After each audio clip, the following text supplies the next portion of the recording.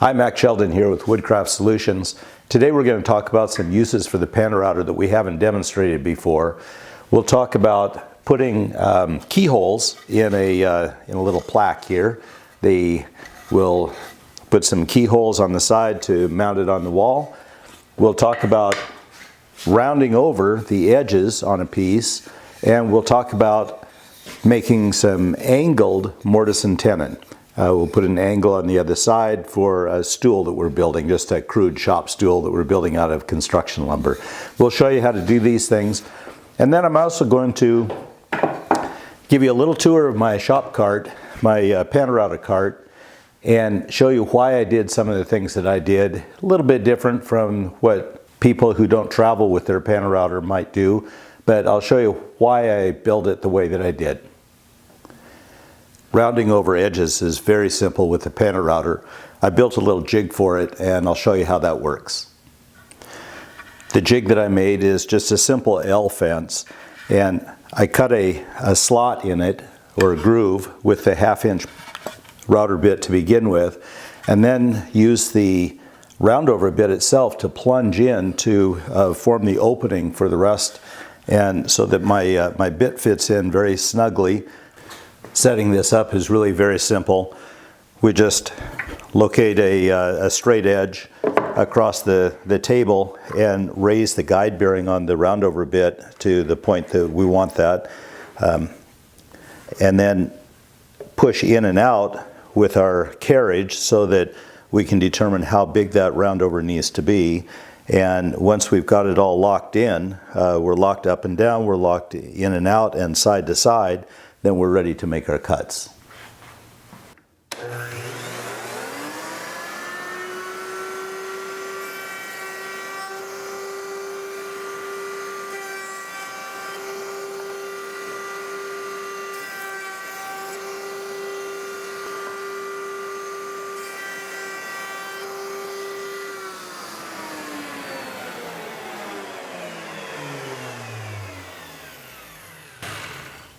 And it really does an exceptionally nice job. And of course, we have complete control over it. Now, we could use a chamfer bit, we could use an OG bit, whatever kind of edge treatment we want, we could use the appropriate bit and set it up equally easy. To put the mounting holes in this little plaque, I first installed a keyhole bit. And essentially what I'm going to do is I'll raise it to the top, I'll plunge in, and then go down, come back up, and plunge out, and that way I'll have that perfect little keyhole.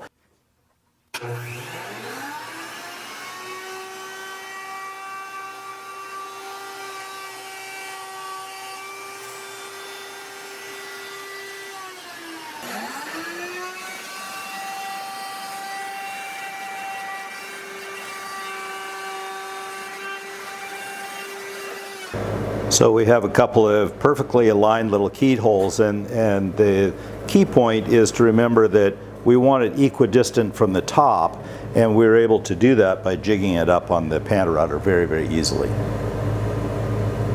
Cutting the angled tenons is really not a problem at all on the PantoRouter. We just mount the workpiece askew on the table, and the first thing we do is to determine the thickness, because we want our tenon to be in the center of our workpiece.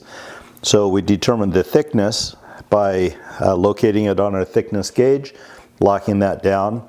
And then to find the center side to side, we noted the center of our workpiece, and then we cut this piece on the table saw that's the same angle that we want to have our legs splayed, and we just locate that against the fence. We locate our workpiece against that and center that on the table, and then move the whole thing forward, clamp it down, remove the wedge piece, and we're ready to cut.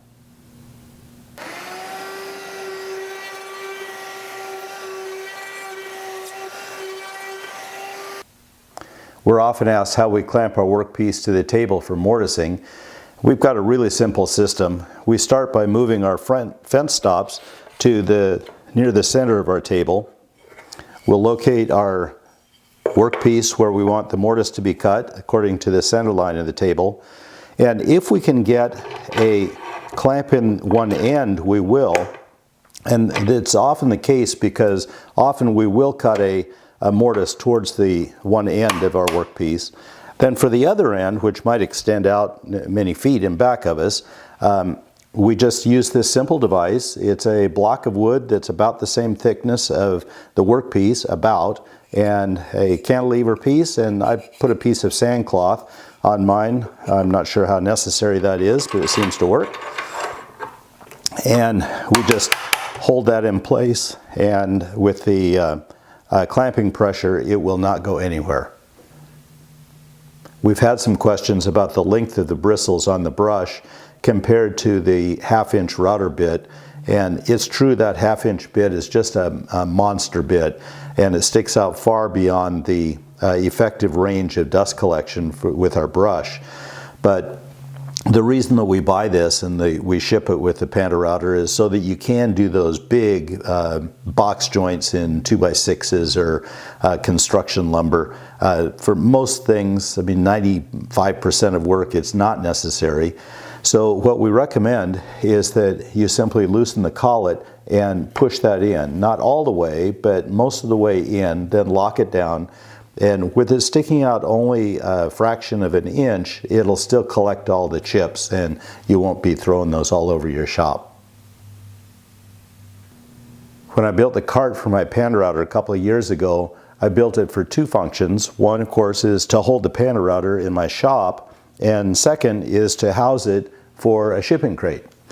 And I built it about 22 inches, which is 556 millimeters by about 28 inches, or about 700 millimeters. And I have everything in my shop is 34 inches high, and that way it's the same height as my table saw and my bench, and it's a comfortable working height for me. But for a taller person, you might want to make yours a little bit taller. The tabletop holds the PantoRouter comfortably and also has a safety switch that I really like. This is from Rockler. They are usually about $29.95, I think, online. Occasionally they go on sale, and when they hit $19.95, I buy 3 or 4 of them because I absolutely love these things and have them on all my tools. The other main feature of my cart is this drawer. It's a full extension drawer, and in the drawer I've got all of my template holders with the various templates all ready to go for show, my box joint jig, and then all of the guide bearings and bits that I don't use often. The ones that I use often I've got on this block of wood here, and I actually made the router bits fit upside down into their slots, and the reason for that is that these things are just incredibly sharp, as you know, and I'm always, reaching for something and nicking myself, so I just put the sharp side down. That seems to work pretty well.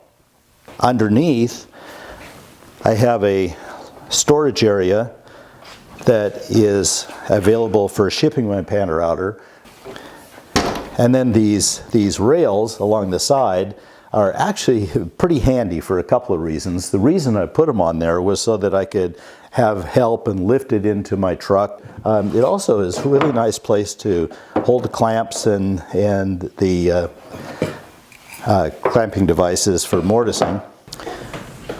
On the back side is where my dust collection system ends up, and my hose, it's a short section of hose that comes into this piece that I featured in another video, and I can just plug in and unplug my vacuum system into this block.